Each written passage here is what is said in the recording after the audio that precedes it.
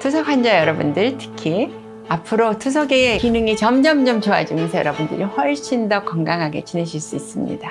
기대하십시오.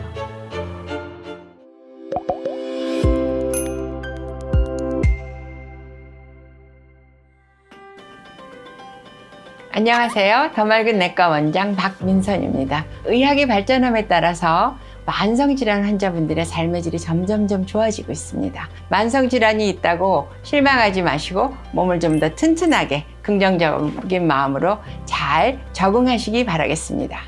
여러분들 투석하시는데 그냥 가면 다 똑같은 투석기에다가 팔을 이렇게 내밀고 환자분들이 계시는 걸로 알고 있지만 그 안에는 얼마나 다양한 테크놀로지가 숨어 있는지에 대해서 말씀을 드리려고 합니다.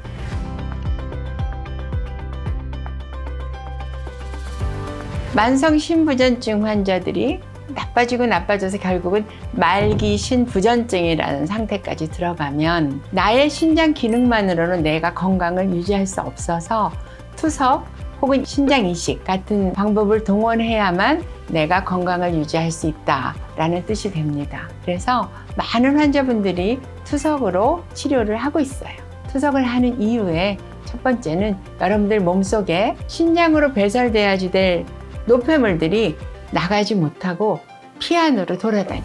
그 중에서 제일 중요한 건 물인데 수분이 충분히 빠져나가지 못해서 심장이 다 부으면서 호흡이 곤란해지고 결국에는 뇌질환까지 오는 문제가 될 수 있고요. 둘째는 이 요독이 내 몸을 돌아다니면서 염증을 일으켜서 심장질환, 혈관질환, 신경질환을 다 일으켜서 엄청나게 힘들어질 수 있고요. 그래서 이런 물질들을 효과적으로 빼내줘야만 내 몸에서 요독 물질의 양이 생명을 유지하는 데 지장 없을 만큼 낮게 유지하면서 건강한 삶을 유지할 수 있다. 이게 바로 투석 치료입니다. 여러분들 눈치채셨을 거예요. 투석 치료를 한다면 요독이라는 게 얼마나 많이 빠지느냐, 그다음에 수분 제거가 얼마나 잘하느냐, 이 두 가지가 문제겠구나. 잘 이해하시겠지요?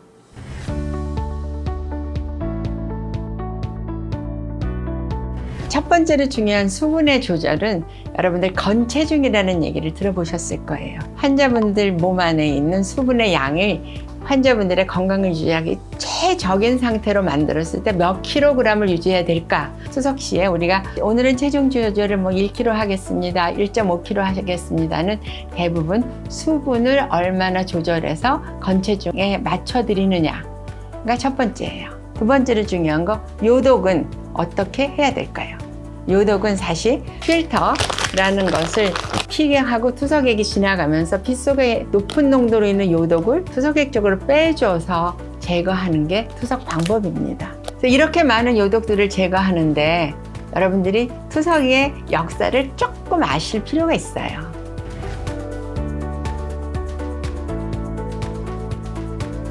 처음에는요, 투석이 그냥 폐부종이 심하고 기침하고 숨 못 쉬는 분들은 빨리 그런 문제를 없애주고 생명을 구하는 것이 첫 번째 목표였어요. 초기에 1970년대, 80년대에 투석이 시작됐다면 이렇게 또 요독을 제거해 드리니까 환자분들이 비교적 오래 사시네. 급한 불은 껐으니 그 다음은 뭐겠어요?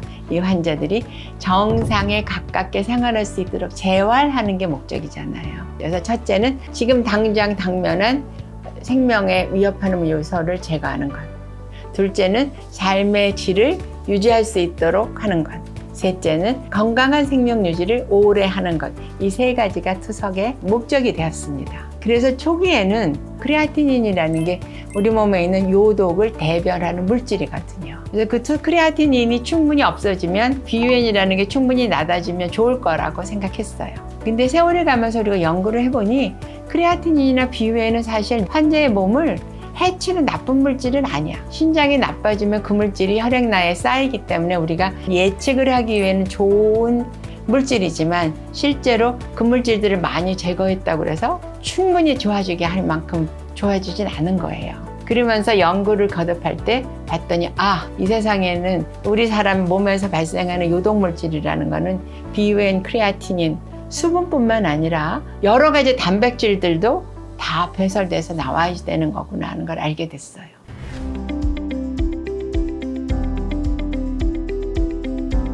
투석막이 첫 번째 나온 것들은 주로 BUN, 크레아틴을 대표로 하는 작은 물질들이 투석을 해서 내보내는 거죠.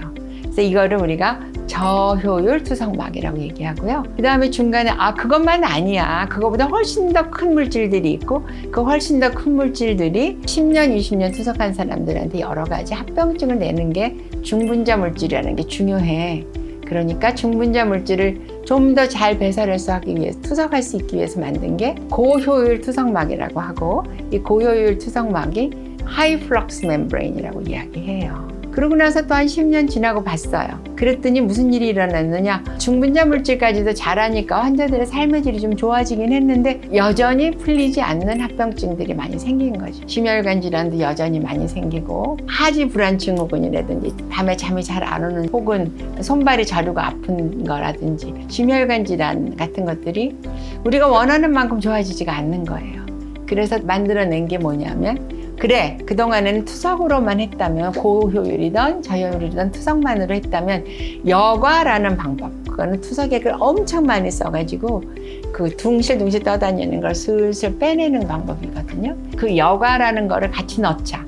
그래서 그걸 고효율 여과 투석이라고 얘기합니다. 그랬더니 투석액을 20리터, 30리터씩 환자들한테 넣었다 빼니까 환자들이 굉장히 예민하고 힘들어하는 분들이 계시고요. 엄청난 물을 많이 쓰니까 그만큼 물에 세균이 없어야 되고 독소가 없어야 되고 물의 질을 유지하는 데 굉장히 힘들었어요. 물론 비용도 많이 들고요. 그래서 다시 연구를 거듭해서 나온 게 지금은 Expanded Dialysis, 우리말로는 확장된 투석법이라는 방법이 나왔습니다.